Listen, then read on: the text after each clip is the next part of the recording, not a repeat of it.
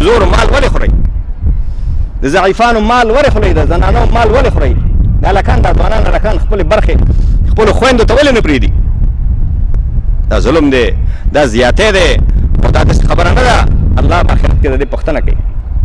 الله به آخرت کې د دې پوښتنه کوي. پوښتنه مونځ روژه نه کېږي، هېڅ شی نه کېږي، زکات نه قبلېږي، صدقې خیراتونه نه قبلېږي، حرام مال دی په مال کې پټ دی. څوک زکات نه ورکوي، د هغه خیرات نور خیرات او صدقې نه قبلېږي، مونځ نه قبلېږي. د زکات پیسې چې پیسو کې پاتې شوې حرامې پاتې کېږي. میراث مال چې په مال کې پاتې شو حرام پاتې کېږي، ناروا پاتې کېږي. څوک شته چې د اعلان وکړي چا به د خپلو خویندو برخه ورکوي؟ څوک شته چې اعلان وکړي چې د خپلو خویندو برخه به ورکوي؟ څوک شته؟ ټوله ورکوئ. ماشاءالله ماشاءالله، خپلو خویندو برخې ورکوئ. مال الله سره دی، دولت الله سره دی، الله ورکولو والا دی، الله سره هر شی ډېر دی. حق په حقدار باندې وسپارئ. الله به په هغه حلال مال کې تاسو ته برکت واچوي. الله حکمونه ژوندي کوي، د الله شریعت ژوندي کوي، د الله قانون او د الله حدود ژوندي کوي. که تاسو د الله قانون ژوندی کولی، تاسو د الله حکم منلی او د الله په حکم هم عمل کولی، نن به د امریکا شیطانان او د حقوق بشر شیطانانو به دا چغې وهلې چې اسلام کې د ښځې حق نشته. اسلام کې د ښځې حق شته. اسلام ښځې ته حق ورکړی، قرآن ورکړی، الله ورکړی، پیغمبر ورکړی، مسلمان نه ورکوي، خلک نه ورکوي. دا د اسلام ګناه نه ده، د مسلمان ګناه ده. همدغه شان اسلام ښځو ته دا حق ورکړی دی چې کومه ښځه کونډه شي، د لیور په هغې باندې حق نشته دی چې خامخا به لیور سره نکاح کوي. چې کومه ښځه کونډه شوه الله دې نه کوي، نو د هغې خپله خوښه ده چې چا سره نکاح کوي کوی شي. قرآن کې الله فرمایلی یا ایها الذین آمنوا لا یحل لکم ان ترثوا النساء کرها. ای د ایمان خاوندانو، تاسو دپاره دا جایز نه دي چې ښځې په میراث کې واخلئ. ښځه څاروی نه دی، حیوان نه دی، ځناور نه دی، پټی نه دی، مال نه دی چې تی میراث کې اخلي چې دا زما د ورور ښځه ده، دا زما د تربور ښځه ده. هغه هغسې نکاح کړی وه په خپل خوښه باندې چې هغه مړ شو، هغه نشته، خبره ختم. اوس د ښځې خپله خوښه ده چې لیور سره نکاح کوي، که بیخي نکاح نه کوي، که د پلار په کور باندې کیني، که بل چا سره نکاح کوي، دا د ښځې خپله خوښه ده.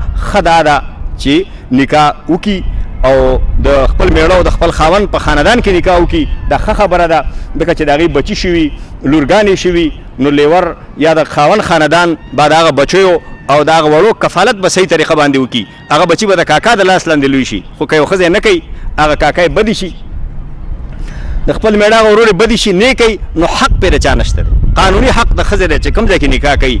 خو که وکړي نو ښه خبره ده، ځکه چې ماشومانو دپاره به اسانتیا شي او د بل چا په کور کې ماشومان دپاره به تکلیف شي.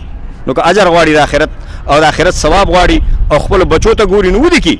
خو سړو ته دا حق نشته دی چې په زور یې ځان ته نکاح کوي. میراثي نکاح په اسلام کې نشته. همدغه شان چې کومې جنکۍ پیغلي او پلاران یې پیسو باندې خرڅوي، نامناسبه سړیو ته یې ورکوي، نامناسبو ځایونو کې ورکوي، او هغه ځایونو کې د جنکو خوښه دی، دا نکاح نه کېږي د سره. خپلې لور نه به پوښتنه کوي چې دا پلاني هلک ته تا ورکوم، ته کې او که نه کې. همدغه شان پلاران به د زامنو نه هم پوښتنه کوي چې پلانۍ نجلۍ درته کوم، ته کې او که نه کې. او هلک دپاره دا هم جایز دي چې څه چل ول باندې څه طریقه باندې هغه جلۍ هم ګوري، څه ګنیو کې ورته پټ شي، غنمو کې پټ شي، شولو کې پټ شي، کوڅه کې پټ شي، پر ځای کې هغه جلۍ تېرېږي، وی ګوري چې وی کم که به یې نه کم. دغه شان ښځې ته هم جایز دي، جنۍ ته هم جایز دي، څه چل ول سره هغه هلک وګوري. نبي صلی الله علیه وسلم ته یو سړی راغی، ویلې ولې د جامې زیړې دي؟ وایي ما نکاح کړې ده. نو وایي تا لیدلې وه؟ ویې ویلې چې صاحب انا لیدلې مې نه وه. ورته یې ویلې کتلې به دې وه څه چل باندې، او بیا د کتو نه پس چې تا نکاح کړی به نو ستاسو په منځ کې به محبت پیدا شوی او دا نکاح به صحیح نکاح وه. خو د دې دا معنا نه ده چې یو سړی د خپل لور یو ځای کې کښېني او خلک دې ورته راولي چې دې وګوره چې خوښه دی او که خوښه دی نه ده. دا مطلب نه دی. یو شریفانه طریقه باندې، یو باعزته طریقه باندې، څه چل باندې، څه طریقه باندې دا کېدی شي په کلو کې، په هغه کې دا کېدی شي چې هغه پوه نه شي او باعزته طریقه باندې دا کار وشي. دا حق د شریعت ورکړی دی، لکه څنګه چې د پردې حکم الله کړی دی، د پردې او د ستر حکم الله او پیغمبر کړی. هم د الله او د پیغمبر خبره. شریعت ژوندي کول دې ته نه وایي چې ته به خپل طبیعت ته ګورې، ته به خپل مزاج ته ګورې چې دا خبره خو زما طبیعت نه مني. ستا طبیعت څه شی دی؟ څه شی چې الله ویلی دی او د الله پیغمبر ویلی دی هغې ته به سر ټیټې دا شریعت دی او همدا دین دی د الله او د پیغمبر خبره منل هلکان نه پوښتنې وکړئ چې ته دا جلۍ کوې که نه کوې جینکو نه پوښتنې وکړئ چې ته دا هلک کوې که نه یې کوي که ویې ویلې چې نه کوم نو خو مې ورکوه بل ځای کې ورکه او که جلۍ ویلې چې زما دا هلک نه دی خوښ بل هلک مې خوښ دی او هغه مناسب کور و ښه خلکو لمونځ او داسې کوو که غریب دی او که موړ دی نو ورې که لورګانې کېنول او ساتل دا ګناه ده جرم دی نبی صلی الله علیه وسلم فرمایلی دي چې تاسو ته رشته راشي مناسبه نو تاسو بیا جنۍ مه ایساروئ ورې کوئ هغې نه پوښتنه وکړئ معلومات ترې وکړئ چې د هغې خوښي ورې کوئ خوښې نه بل ځای کې ورکوئ اکثر طلاقونه جنګونه وهل ټکول په کورونو کې د همدې وجه نه پیدا کېږي چې پلار په زوره خپل لور ورکوي جلۍ خوښې ته نه ګوري دا خو حیوان نه دی دا خو څاروی نه دی دا خو ځناور نه دی چې ته ترې پوښتنه نه کوې همداسې ورکوې بې پوښتنې ورکوې دا څاروی دی تا ته چې کوم الله عقل در کړی هغې ته هم ورکړی چې ته انسان یې هغه هم انسان دی چې ته خواهشات لري هغه هم خواهشات لري چې ستا زړه څه غواړي د هغې زړه هم څه غواړي تاسو هغې نه حیوان جوړوئ ځناور ته جوړوئ دا ښځې ځناورې دي نو الله او د الله پیغمبر د دې نه بري دی دا د جاهلانو عمل دی او د یو جاهلي معاشرې عمل دی او د یو جاهلي ټولنې عمل دی چې د زنانو سره یې کوي الله پیغمبر د دې نه بري دی همدغه شان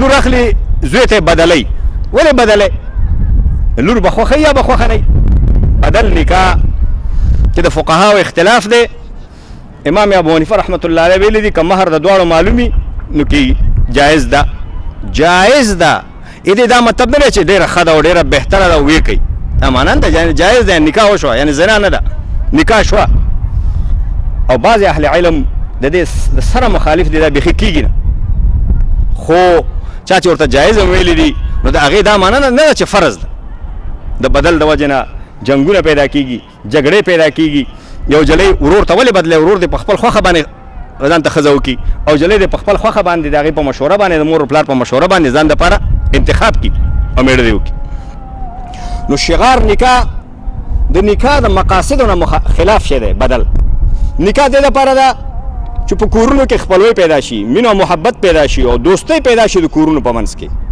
دا د نکاح مقصد دی او د بدل د وجې نه جنګونه جګړې یوه ښځه که بېادبه وي بد اخلاقه وي میړه یو څپېړه ووهي بله به بیا خامخا وهي نو لکه چې زما خور یې وهلې ده دا څه سړیتوب دی دا څه انسانیت دی دا اسلام خو ډېر اوچت شی دی دا خو د انسانیت نه خلاف کار دی دا خو د سړیتوب نه وتی کار دی نو په دې وجه باندې بدلونو کې ښځې مه ورکوئ همدغه شان هلکان مړي وکړي سړي مړه کړي بیا خپله خور او خپله لور او اولاد بیا په بدو کې